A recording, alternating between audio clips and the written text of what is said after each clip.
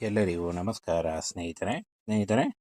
ಇಲ್ಲಿ ಕಾಣಿಸ್ತಾ ಇದೆ ನೋಡಿ, ವಿಮಾನ ನಿಲ್ದಾಣದಿಂದ ನೇಮಕಾತಿಯ ಒಂದು ಹೊಸ ಅಧಿಸೂಚನೆ ಬಿಡುಗಡೆಯಾಗಿದೆ.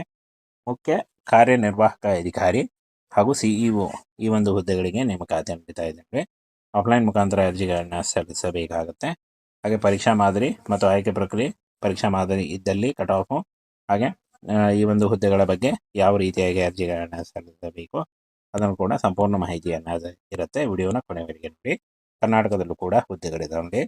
ವಿಮಾನ ನಿಲ್ದಾಣ ನೇಮಕಾತಿ ಆಗಿರುತ್ತೆ ನೋಡಿ 2026. ಹಾಗೆ ಫ್ರೆಂಡ್ಸ್, ಸಂಸ್ಥೆ AIEASL ಇಲ್ಲಿಂದ ನೇಮಕಾತಿ ಆಗಿರುತ್ತೆ ನೋಡಿ. CEO ಮತ್ತು ಕಾರ್ಯನಿರ್ವಾಹಕ ಹುದ್ದೆಗಳಿಗೆ ನೇಮಕಾತಿ ಇರುತ್ತೆ.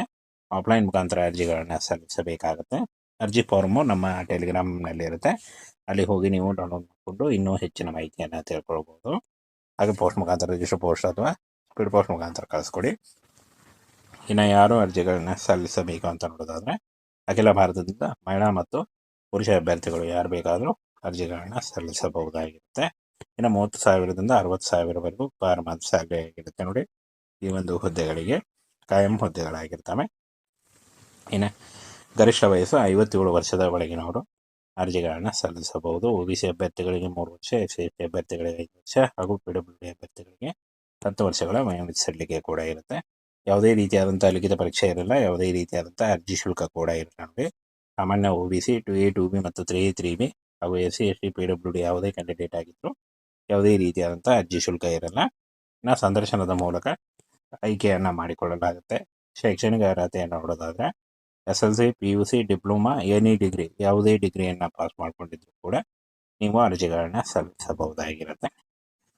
ಫ್ರೆಂಡ್ಸ್ ನೋಡಿ, ಪ್ರಮುಖ ದಾಖಲೆಗಳನ್ನು ನೋಡೋದಾದರೆ ಈ ಒಂದು ಹುದ್ದೆಗಳಿಗೆ ಅರ್ಜಿ ಸಲ್ಲಿಸುವಾಗ ಪಾಸ್ಪೋರ್ಟ್ ಗಾತ್ರದ ಒಂದು ಫೋಟೋ ಬೇಕಾಗುತ್ತೆ. ಹಾಗೆ ಸಹಿ, ಆಧಾರ್ ಕಾರ್ಡು, ಶೈಕ್ಷಣಿಕ ಪ್ರಮಾಣ ಪತ್ರ ಮತ್ತು ವಯಸ್ಸಿನ ಪುರಾವೆ ಈ ಒಂದು ಡಾಕ್ಯುಮೆಂಟ್ಸನ್ನು ತೆಗೆದುಕೊಂಡು ನೀವು ಅರ್ಜಿಗಳನ್ನ ಸಲ್ಲಿಸಬೇಕಾಗುತ್ತೆ.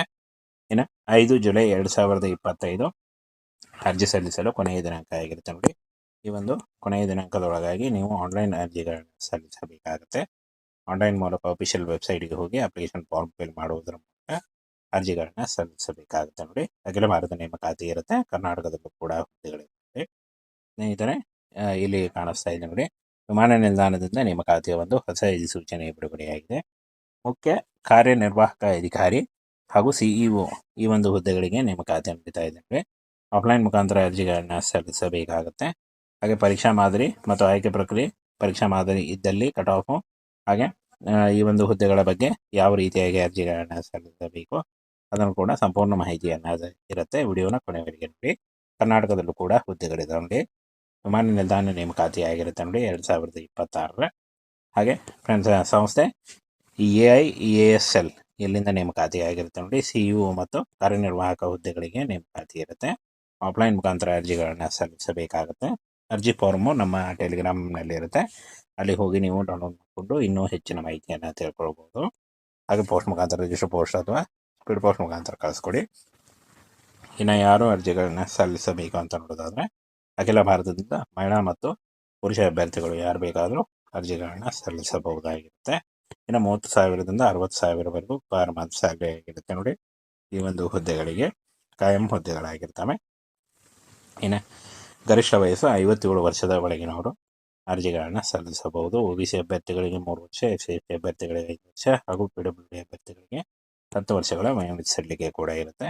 ಯಾವುದೇ ರೀತಿಯಾದಂಥ ಲಿಖಿತ ಪರೀಕ್ಷೆ ಇರಲ್ಲ, ಯಾವುದೇ ರೀತಿಯಾದಂಥ ಅರ್ಜಿ ಶುಲ್ಕ ಕೂಡ ಇರಲ್ಲ ನೋಡಿ.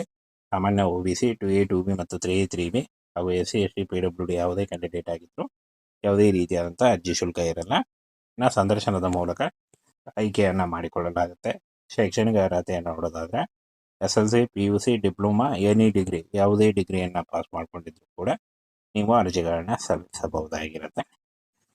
ಫ್ರೆಂಡ್ಸ್ ನೋಡಿ, ಪ್ರಮುಖ ದಾಖಲೆಗಳನ್ನು ನೋಡೋದಾದರೆ ಈ ಒಂದು ಹುದ್ದೆಗಳಿಗೆ ಅರ್ಜಿ ಸಲ್ಲಿಸುವಾಗ ಪಾಸ್ಪೋರ್ಟ್ ಗಾತ್ರದ ಒಂದು ಫೋಟೋ ಬೇಕಾಗುತ್ತೆ. ಹಾಗೆ ಸಹಿ, ಆಧಾರ್ ಕಾರ್ಡು, ಶೈಕ್ಷಣಿಕ ಪ್ರಮಾಣ ಪತ್ರ ಮತ್ತು ವಯಸ್ಸಿನ ಪುರಾವೆ ಈ ಒಂದು ಡಾಕ್ಯುಮೆಂಟ್ಸನ್ನು ತೆಗೆದುಕೊಂಡು ನೀವು ಅರ್ಜಿಗಳನ್ನ ಸಲ್ಲಿಸಬೇಕಾಗುತ್ತೆ. ಇನ್ನು 5 ಜುಲೈ 2025 ಅರ್ಜಿ ಸಲ್ಲಿಸಲು ಕೊನೆಯ ದಿನಾಂಕ ಆಗಿರುತ್ತೆ ನೋಡಿ. ಈ ಒಂದು ಕೊನೆಯ ದಿನಾಂಕದೊಳಗಾಗಿ ನೀವು ಆನ್ಲೈನ್ ಅರ್ಜಿಗಳನ್ನ ಸಲ್ಲಿಸಬೇಕಾಗುತ್ತೆ. ಆನ್ಲೈನ್ ಮೂಲಕ ಅಫಿಷಿಯಲ್ ವೆಬ್ಸೈಟ್ಗೆ ಹೋಗಿ ಅಪ್ಲಿಕೇಶನ್ ಫಾರ್ಮ್ ಫಿಲ್ ಮಾಡುವುದರ ಮೂಲಕ ಅರ್ಜಿಗಳನ್ನ ಸಲ್ಲಿಸಬೇಕಾಗುತ್ತೆ ನೋಡಿ. ಅಖಿಲ ಭಾರತ ನೇಮಕಾತಿ ಇರುತ್ತೆ. ಕರ್ನಾಟಕದಲ್ಲೂ ಕೂಡ ಹುದ್ದೆಗಳಿವೆ.